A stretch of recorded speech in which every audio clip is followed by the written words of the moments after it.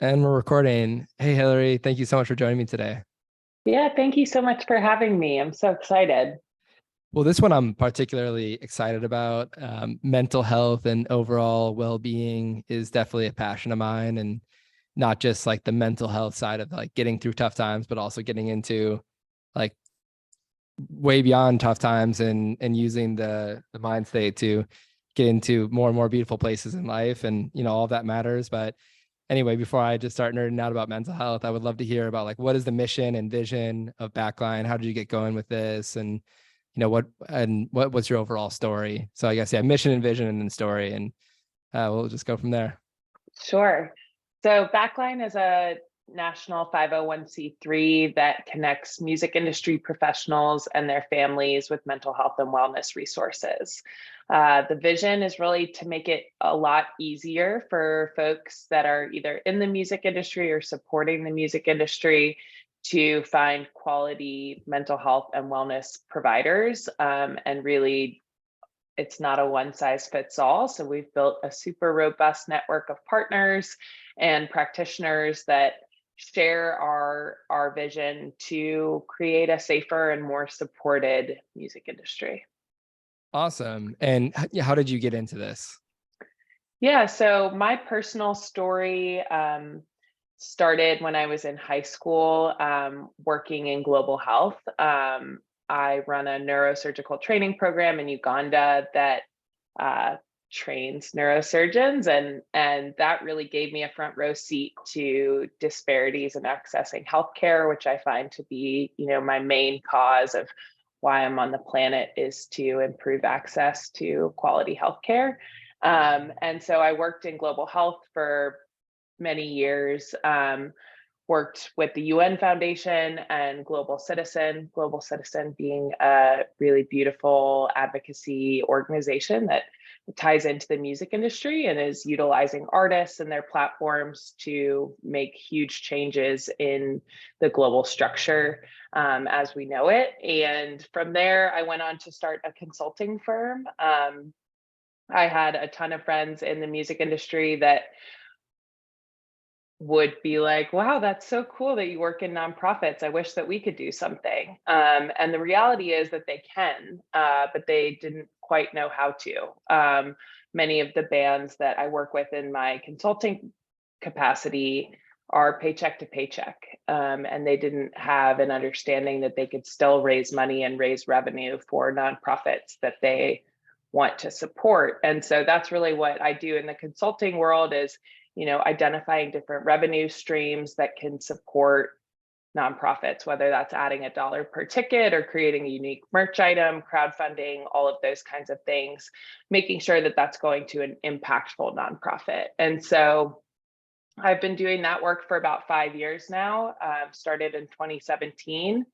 And in the summer of 2019, we lost two musicians in my community to suicide. And it was within 2 months of one another. And there were a lot of folks who were grieving both losses. And musically, I've been a fan for my entire life, but found my community in the bluegrass, Americana, and jam worlds.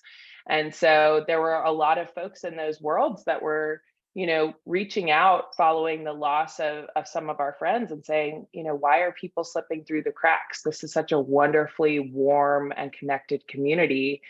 It was really hard to stomach the fact that people were struggling and we didn't see it or recognize it.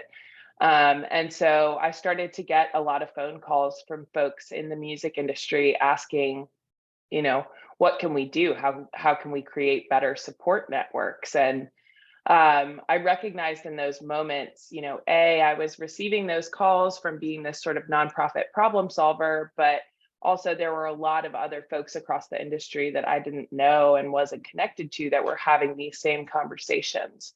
We were all collectively mourning Mac Miller and Avicii and a bunch of other global superstars that we had recently lost. And so in the fall of 2019, we started a series of conference calls meant to bring those conversations into a collective space.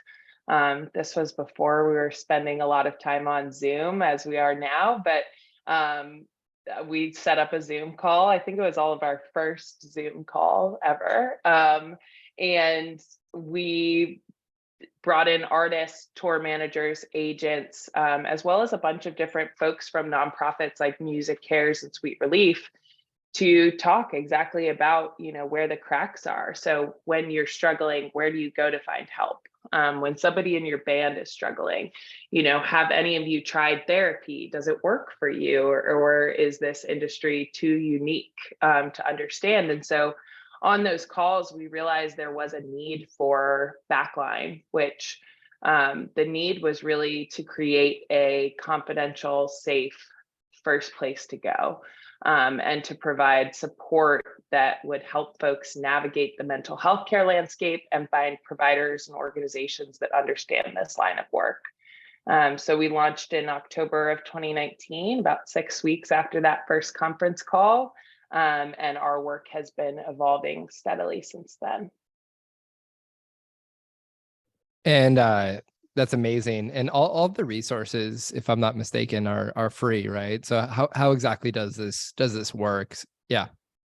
Yeah, so everything that we do at Backline is free to access, including our case management program.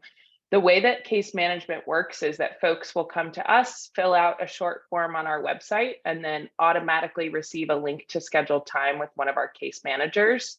On that intake call, we ask folks, about their financial status, whether or not they have insurance, what kinds of resources they're looking for. And so what people can pay for therapy varies greatly in the music industry. We have some folks that have no money to pay for that.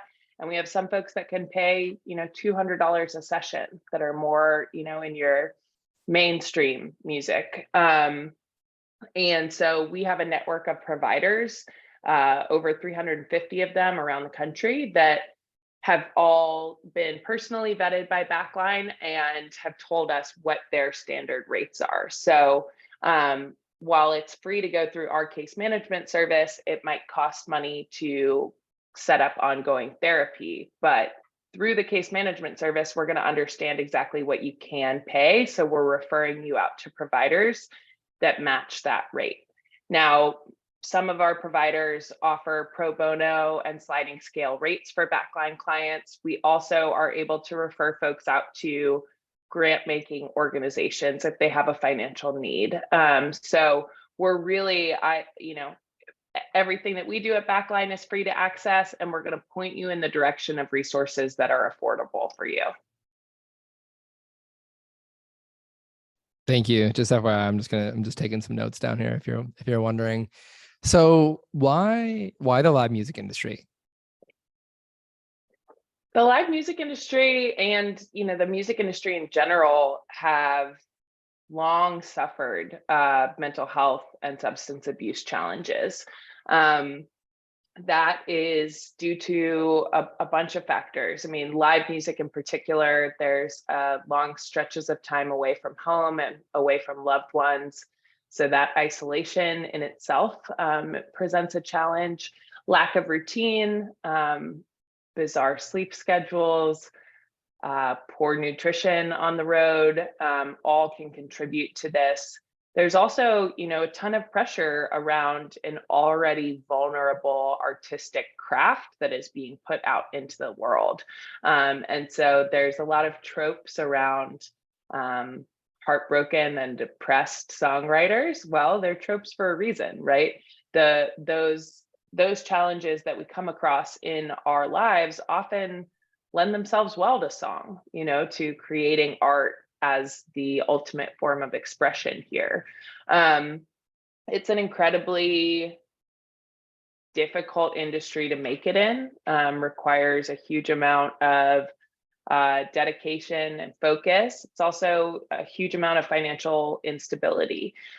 So you'll see folks making a certain amount of money one year based on a touring cycle or a record, and not matching that, the following year, just based on what they're putting out into the world at that time.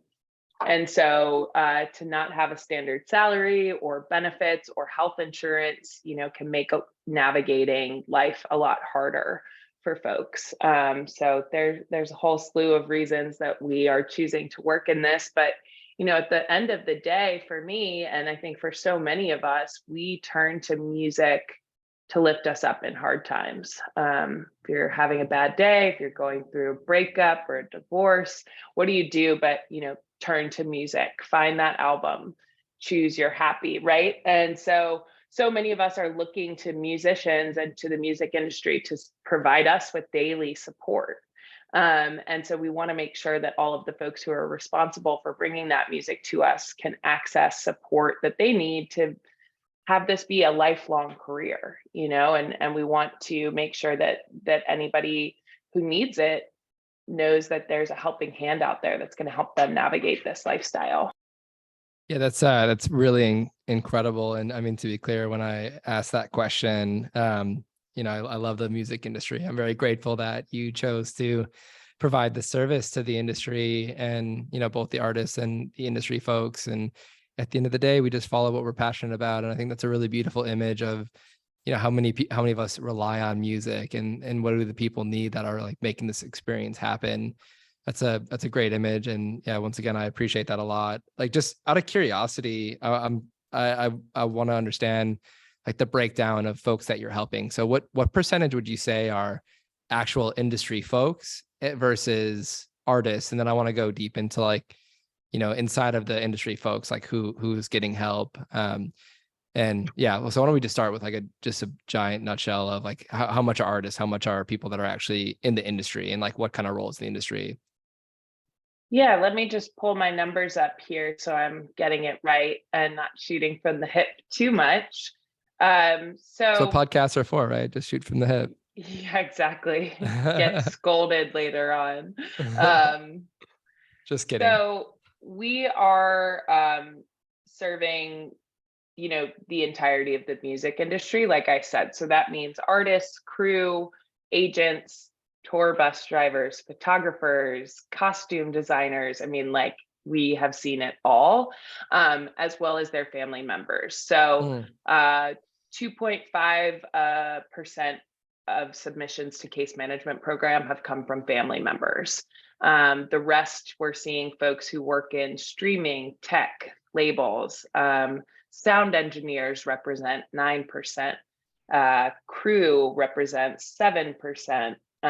Artists represent 39%, which is the largest swath of folks that are utilizing our case management service. I think it's really interesting that more than 50% of folks who've used that service are men. That is very different from what you see in sort of the national mental health care landscape. And so, one, I think that Backline was built specifically around an industry that is still primarily composed of men, but also that our resources are really meant to be accessible to folks who've never utilized mental health care before. And so I think it's really powerful that men in music are seeing Backline's resources and saying, hey, I could stand to find a therapist or, get some help or tap into a wellness resource. So I love that statistic more than maybe any of the other ones, because I think it's really powerful if you're looking at a male dominated industry and they're actually, looking to improve their own mental health and wellness journeys. That's going to improve the entirety of the industry in itself.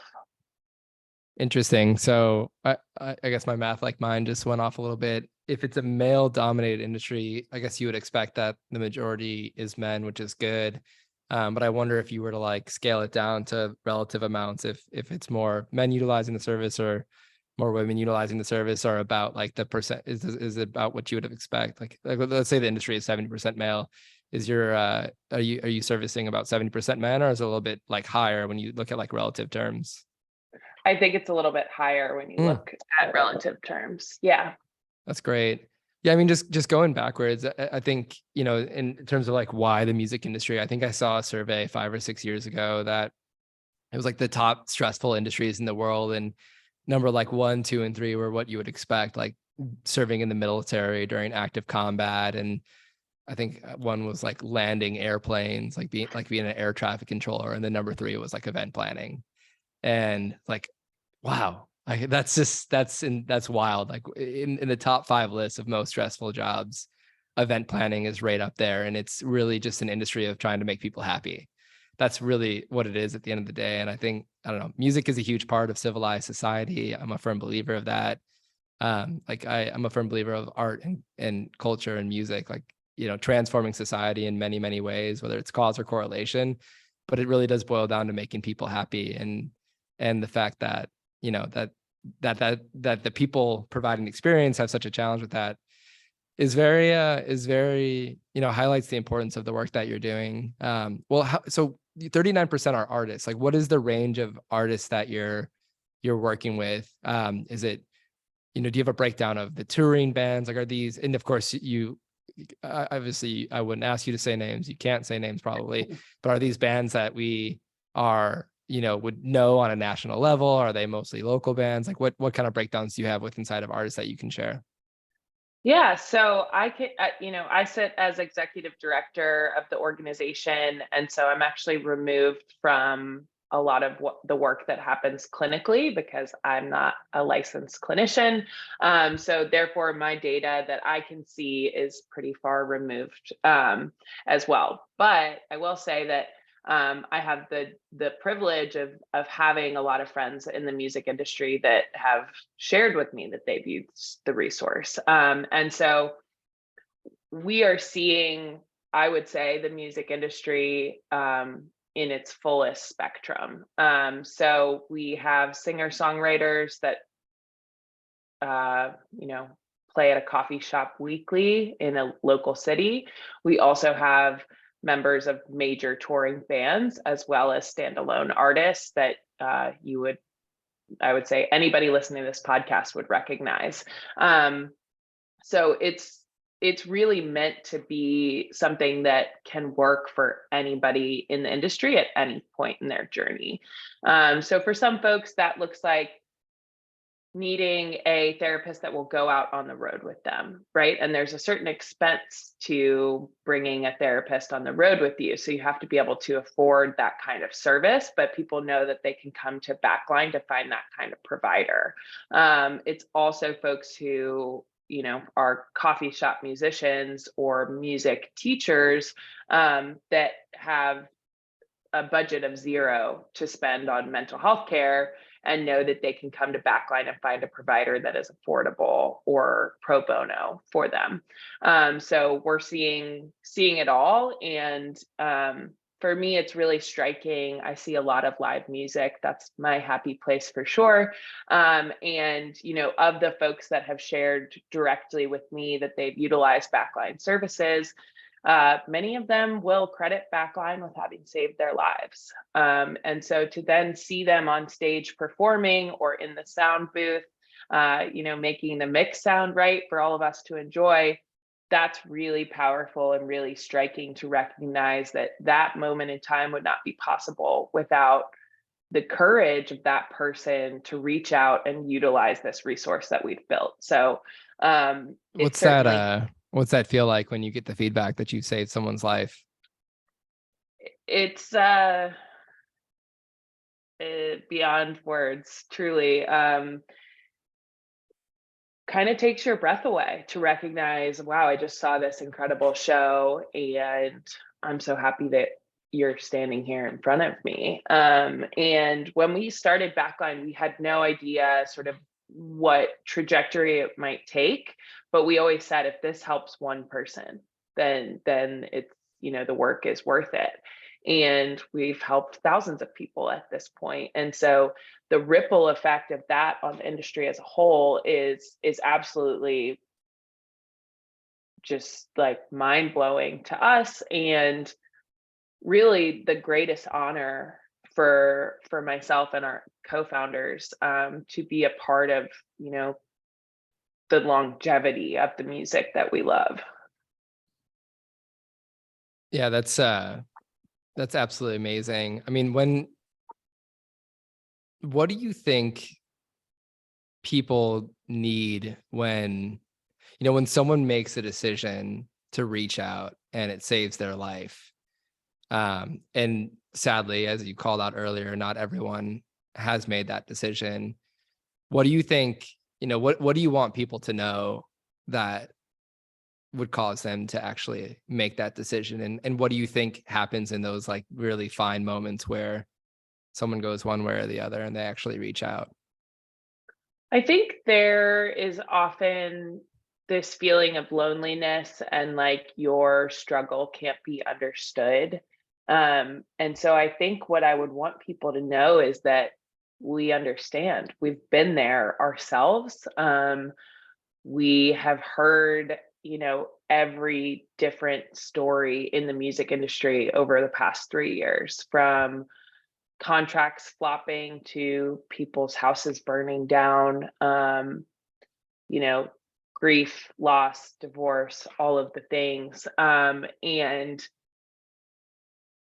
we've also been so privileged to watch the journeys of so many of these people who, when they came to us, were absolutely devastated, to building hope and community and a new way forward, with the support of these resources. And our support groups have been such an amazing thing to watch. We launched them March 15th of 2020. So our clinical team realized in that first few moments of lockdown that so many people were going to be freaked out and confused and lonely and uncertain. And so they launched support groups on our behalf to give people a free, safe place to go in that moment, to say, hey, we're all going to get together. We all work in the music industry. We're all equally freaked out. My generation's version of the day the music died was March 11th of 2020, when you watched every show cancel for the next however many. I think maybe this is more poetic, but I like to say that it was March 13th, which is funny enough. It was Friday the 13th. You Yeah. believe in like superstition. I mean, really, like it was all coming down that week, but I think, sorry to jump in and interrupt you, but it's just an epic day. I mean, epic in not a good way, but I think South by Southwest canceled March 13th, and I got on a call with the group that ended up being Neva, and it was in some ways I wish that call would have never happened, because it just led to so much insanity over the next couple of years. But like the theater of that call was unbelievable. There was this English promoter that got on there, and there was maybe 100 independent promoters from across the country that were trying to sense make what the hell was happening, because you saw, okay, COVID's breaking out, and then it just the hype around it went like this, and not just the hype, but the reality of it went through the roof. And you saw, all right, 50% capacity, and then by the end of the week, it's like South by official canceled, but there's still going to be parties happening. It's just kind of an over precaution. And then across the board, it's like, actually, no one can leave their room. Like, you can't be with more than 5 people nationwide. And we're all like, what is going on right now? And this English promoter England was a few weeks ahead of the US in terms of a lockdown at that time. And he was just like, weddings are down, church services are down, like just like he said, like barrel down the hatchet, I think was the word he used. And you just saw the Zoom call, and everyone was just like, they're like, what is going on right now? Like it was like a shot heard around the world moment. And as I don't know, I'm as much as I'm looking forward to having COVID be far in the rearview mirror. It is, just such a real thing. That's amazing that you fired those services up. And yeah, for the industry went through a collective trauma event for sure. People had family members die, but outside of like, death, which is like a really, really serious thing, just so many people are like, this is my way of life. Like, this is my way of making a living. Like, I know how to book concerts. I know how to, whatever, manage a tour, and like the purposeness, like my purpose has been built around this industry, and it is perfectly juxtaposed to social distancing. Like when I started hearing the word social distancing, I knew we were in the presence of some insane kryptonite. But anyway, like, outside of this industry, like this has been a really challenging time for mental health across the board. So with you founding in 2019, like, some unfortunate serendipity was certainly like you being ready to, whatever, to handle this crisis extremely well. So I can't even remember what you were saying. I don't know. It's just such a thought-provoking moment, but like, what has this been like for you? The whole COVID thing. I think your services have been, the importance of your services has been like extremely heightened from all of this. And yeah. Yeah, I mean, it certainly gave us proof of concept within the first year of being an organization, which, is something that we were kind of fighting before COVID. Was like, no, we really need this. The music industry really needs this. And it was like, okay, apart from, these handful of tragic losses, like where's the big need here? And COVID gave us that, right? But it also illuminated a lot of things that we were already talking about and dealing with. So it has actually furthered Backline. I think it provided like a huge acceleration for our work and services. We've more than tripled our staff size at this point. And that's in a COVID and sort of financially insecure fundraising moment. So it's been helpful in that way. I think it also has really built an incredible community. So those support groups that launched, first week of lockdown still are running. And there are people who've attended every session weekly since March 15th or 16th, 2020. And so they have watched each other and supported each other in all of these moments of transitions when folks were going out to do drive-in tours and live stream only, no audience, and whatever. It was like, how are you preparing for this tour? How are you going into this setting? And there are folks, coming into that with a variety of sort of mental health challenges and struggles. And I mean, one of the most powerful things has been our support group community rallying together around somebody who is having a really hard time leaving their house. In a lot of respects, the live music industry is back to what it was before. Everyone is back at work. And this one person was having a really hard time, shaking off that collective trauma and getting back out there. And this community has rallied around them in such a way that they felt supported to go on a walk, go to a coffee shop. They recently came to an event that we had in New York with a friend that they met in the support group and said, this person right here saved my life. Right. And that is amazing to me, that you can meet in a Zoom room and spend 2 years together and, work through some really difficult stuff that you're not talking necessarily to your friends or family about outside of that space, but you're building connection and like really providing that like hand in hand, let's trudge through the mud together. Like that is powerful stuff. And I've had friends like that have dragged me through dark points in my life. And to know that we're actually building communities that are doing that naturally in Backline is really powerful to me. Yeah, that's definitely extremely powerful. It's interesting when you said the industry is, starting to get back to normal. It's definitely a new normal, and I agree with you. And there is still a tremendous amount of trauma that needs to be shooken off. And it's not even just this crisis, but there was mental health challenges in the industry even before this. And now we've like catapulted ourselves into, honestly, I don't like talking about doom and gloom, but it's just a reality right now. Like we came out of the pandemic and we've catapulted ourselves into like a new economic challenge, supply chain issues, and fighting inflation. And one of my hopes with this podcast is that people understand that they have this service and perhaps they get inspired and say, hey, I would like to be a part of this, and maybe I will hop on the website. I mean, if, people who listen to this are talent promoters, like musicians, talent agency or agents, talent agency owners, what's the step-by-step process to get going with you? If they're hearing this podcast and they said, hey, like I want in, like it's time for me to get some help. And I also want to talk about like you and I talked about it's not just for I've hit rock bottom. Like it's help is for everybody. So I want to talk about that. But for whatever reason, if you want to get in and get some support, whether you need help, you're on the edge, or you're not, and you just want help. And I want to talk about that. But like, what do they do to get going with you? So you go to our website, www.backline.care, and you click get help. It's as easy as that. And then, yeah, what Will happens from there? Yeah. that will link you out to our case management program where you fill out a form. You automatically get that link to schedule time with one of our case managers, and we're going to talk about your individual mental health needs.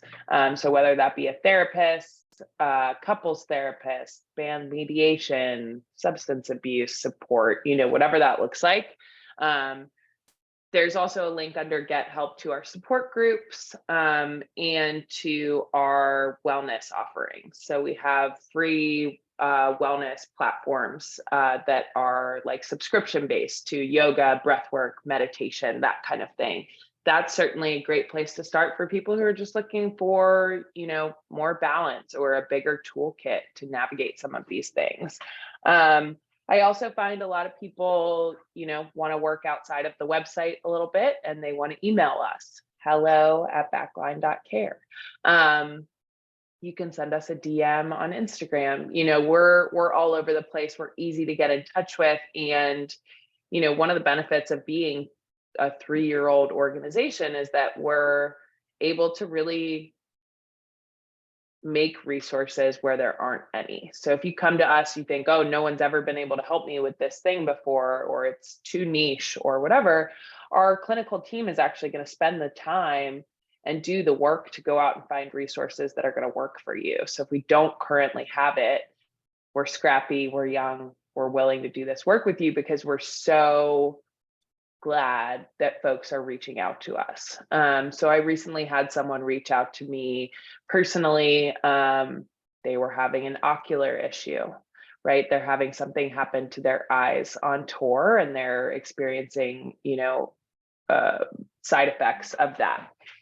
Hey, do you know any doctors that might be able to help me? The reality is, yeah, we were able to connect that person with resources within an hour of them reaching out. And it's not a mental health resource, but certainly if you lose part of your sight while you're touring the country with a band, that's going to affect your mental health, right? Your ability to get through the day. And so, that's just one example of the different kinds of support that we're able to provide. And I'm just really glad that people know to come to us, because we're willing to go deep and find all sorts of different things that can help people. What I guess when people are listening to this, something that's come in my mind is I wouldn't want someone to be someone that could utilize your services, say, oh, maybe this is or isn't for me. And you were pretty transparent early on that it's really, family members of people in the music industry qualify. Is it who can get your service and who can't? Is it just generally live music? So, for instance, Prism is a company that services the live music industry. And is someone that works at a ticketing company, can they utilize your services? Yeah. How broad does this go? Yeah. About as broad as it can go. Yeah. We think that if you identify as someone who works in music, and not just live music, ticketing, Prism employees, great, come to us. We're going to help you out. So to be clear, Prism is not a ticketing company. No, to make that clarification. But yeah, a tech company or a ticketing company or a POS system or whatever. Yeah. Welcome to come. We've built this really deep well of resources so that anyone who's coming to us is not going to leave thirsty. And I see it as this is a really connected community. And so if you're working in music in any capacity, or if you are the partner or child or parent of someone who works in music and you need these services, that's going to benefit the overall community. So we are able to really serve anyone that works in music. And I think that's one of the most beautiful things. We might not have a resource specifically for you, but maybe one of our partner organizations does, or maybe we're going to, be able to point you in the direction of somebody who can get you there. So it's really meant to be open eligibility as much as possible. Yeah. And I guess to go full circle with something that I said earlier, what if I'm not on, like, someone who's not on the edge and they think they could just benefit from this? Like, I'm sure you wouldn't want them to shy away from reaching out because they don't view themselves as like critical. Like, to be clear, this is not just for critical people. Like, some people, you can get to a point with mental health where you're not just filling an empty cup, but you're getting to like the next sphere of mental health, which is really accomplishing your dreams and vision and doing it with strength. So if you could talk a little bit about that side of mental health, that would be greatly appreciated as well. Yeah, I think often we think about mental health being, resources being needed for somebody who's at rock bottom or close to rock bottom. But it really is for everyone. And it's a matter of like, how do you feel when you wake up in the morning? How do you feel when you're taking your lunch break? How do you feel when you're going to bed? Right. And there are so many resources out there now, particularly wellness modalities, but so many different things that are going to improve just like general quality of life. And I can really only speak from my own experience here, but I've been, in therapy for a long time. Oftentimes therapy, you're looking back at your life.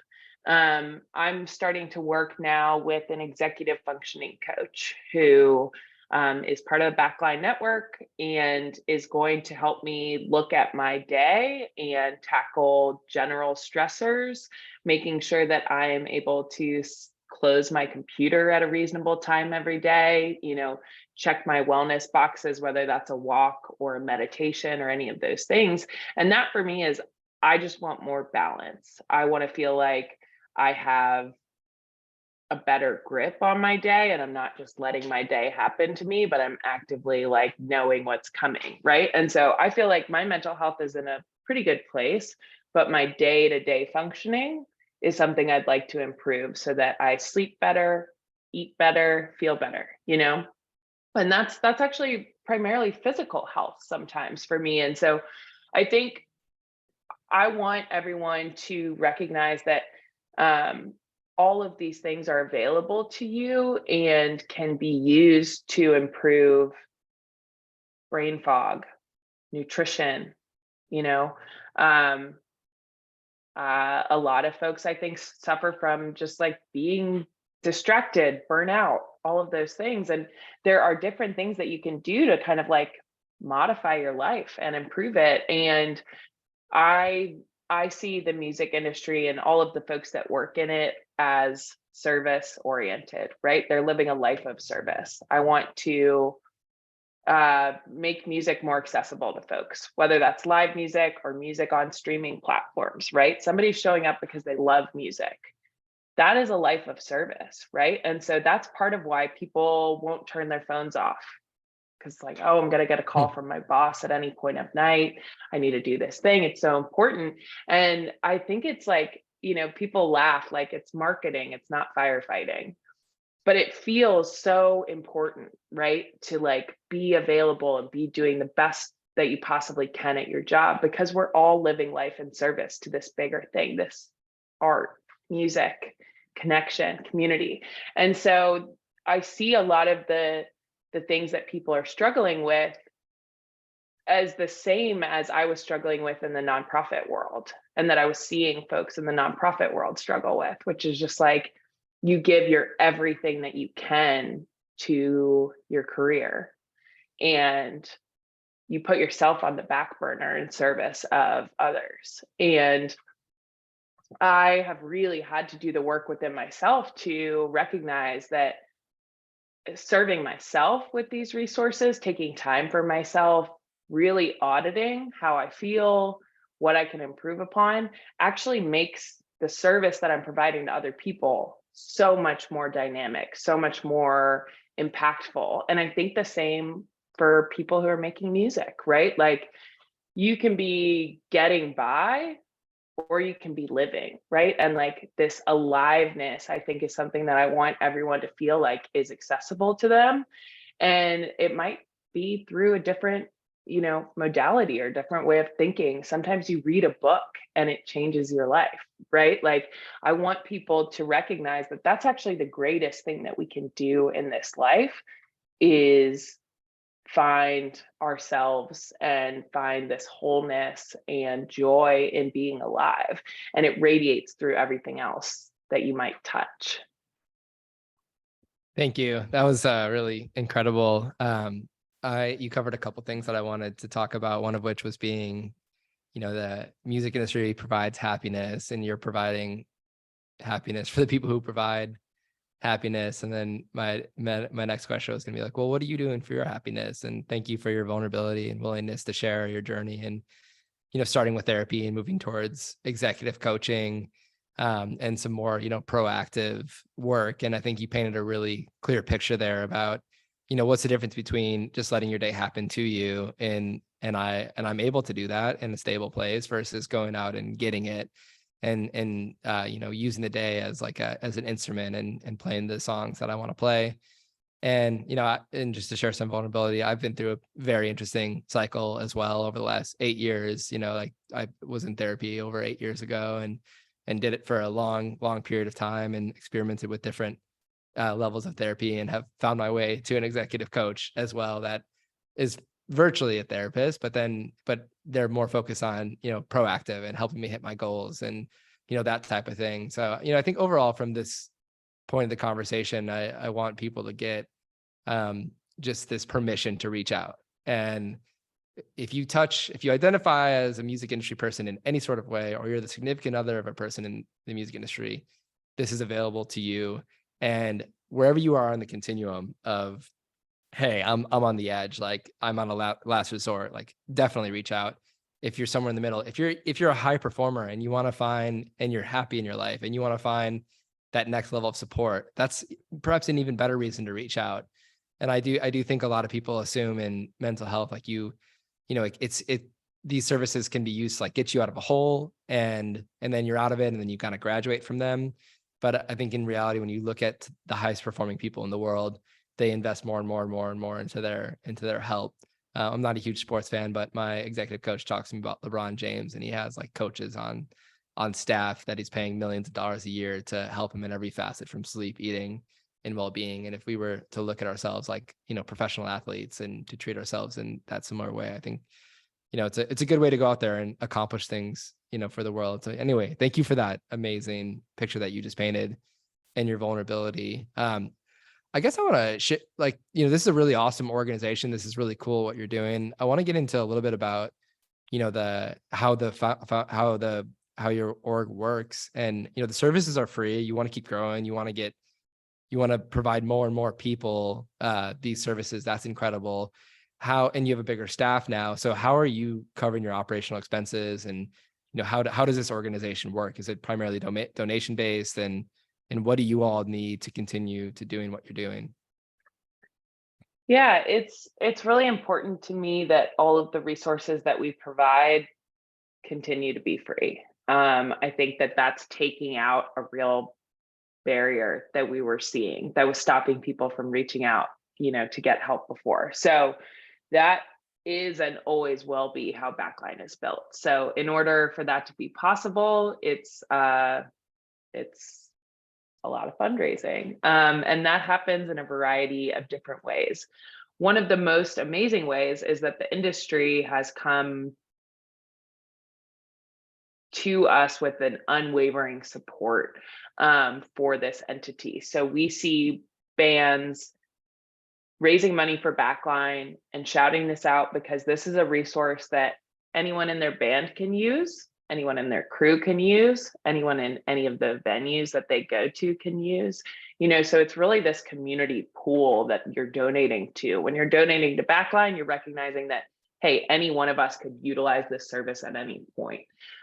So a lot of our support thus far has come from bands and from industry entities, which has been amazing. Of course, in early 2020, we had forecasted our fundraising to be primarily from the music industry itself. $1 per ticket on tours, merch items, those kinds of things. We were all locked and loaded for 2020, and then the bottom fell out. So at that point, we created a grassroots fundraising strategy that we have really maintained throughout, which is incredibly supported by music fans. And oftentimes they find out about us because their favorite artists will post about Backline and the importance of this service. But fans during the pandemic were giving us their monthly concert budget.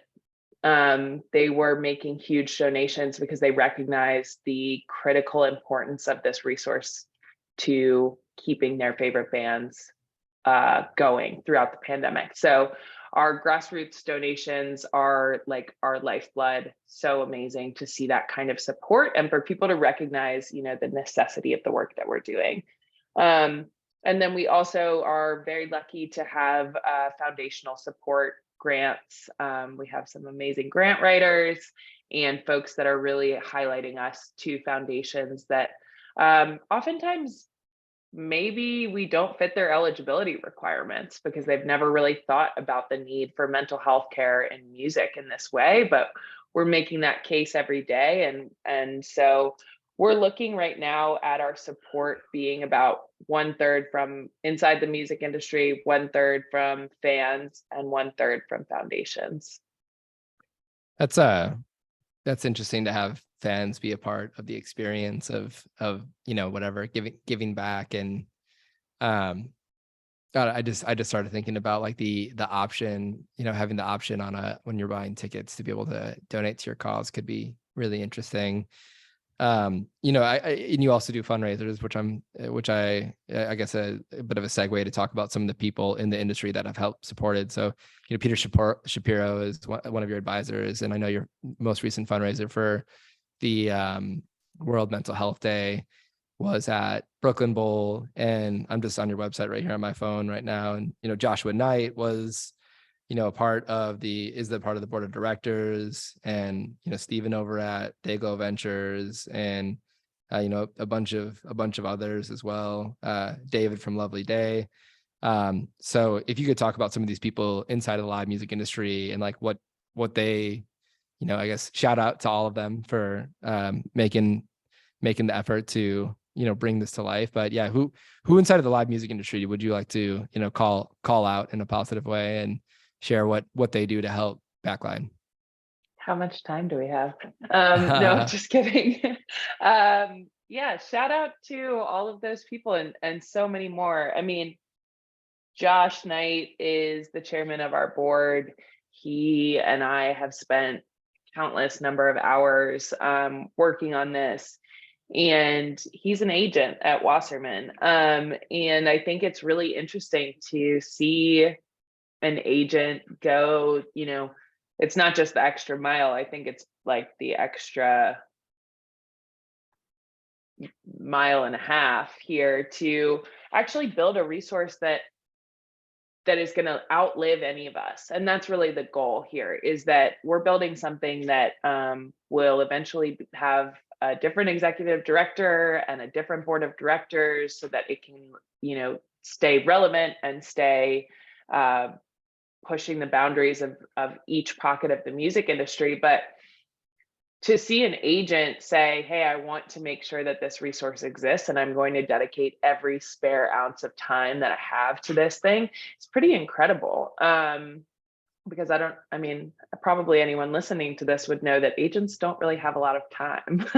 And it's just been so impressive, the dedication that he's had to this since day one. He was one of the people that called me that started this whole thing. And so to now have him as our chairman, and really he will pull any lever anytime that needs to be pulled. And there's something shameless about that too. I've never gotten a no from him. That doesn't exist when it comes to Backline. So that's pretty incredible. Peter Shapiro, has been more than just an advisor here. He was the first person to make a donation to Backline before we even had a name. He was like, I heard about what you're doing. I love it. I want to support, which that kind of blind faith in what we're doing is a big reason why we're still here and still pushing. Stephen, Dave, Jerry Wanda, you know, I have co-founders from each pocket of the music industry that allow us to say that we're built by the music industry for the music industry. And I think allows us to have a great insight into different roles in the industry and what those needs might look like.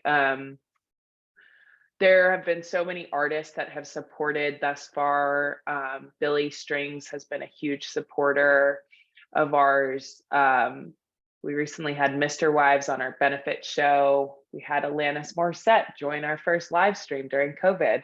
It's been amazing to just watch people from all different sides of the music industry come together around this cause and say, this is something that's important and critical, and we're going to make sure that it's here in the long term.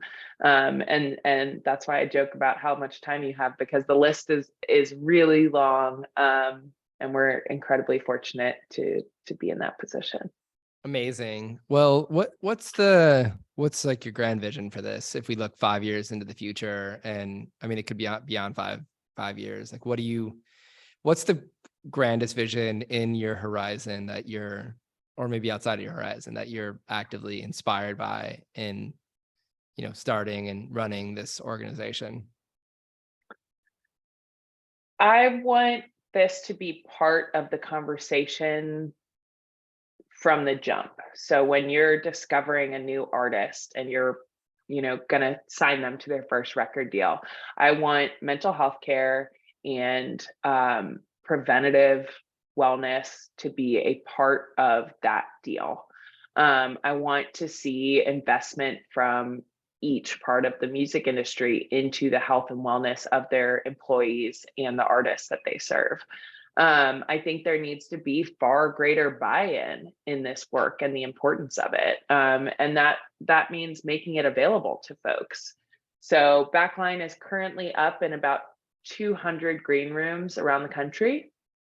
I want to be in every green room. I want everyone to know that this resource exists, because the reality is, when you see it in a backstage space, you might be like, oh, that's cool. You might not see it, you might whatever, but in the back of your mind somewhere, the brand exists, so that when you are struggling or someone else is struggling, you know where to go. And that's the ultimate vision, is that we're taking the guesswork out of getting help. And it's accessible, it's easy. Eventually I want it to be 24/7, you know, create a phone number that folks can call into, nights and weekends, as that's when we do a lot of our work here.